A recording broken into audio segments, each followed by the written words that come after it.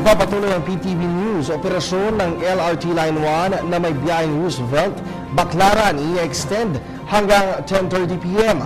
Ang detalye alamin natin mula sa aming kasamang si George Bandola, live via phone patch.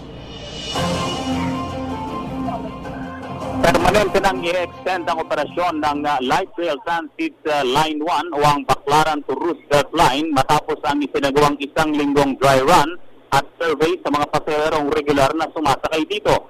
Ayon sa Light Rail Management Corporation, ang operations and maintenance contractor ng LRT Line 1 na pagkasunduan na i-extend sa 10:15 hanggang 10:30 ng gabi ang huling biyahe ng tren mula sa Roosevelt at 10 o'clock naman mula sa bahagi ng Baclaran patungo rin ito ng Roosevelt.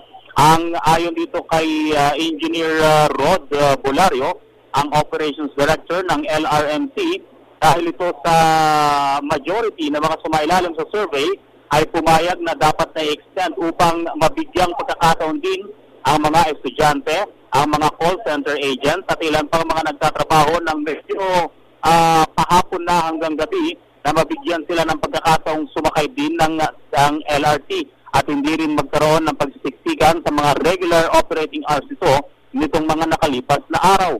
Sinimulan ang extended operations ng LRT Line 1 noong nakaraang linggo at magpapatuloy na ito at hindi na kinakailangan pang dumaan pa sa mga susunod pang dry run. Para sa Telebisyon ng Bayan, George Bandola.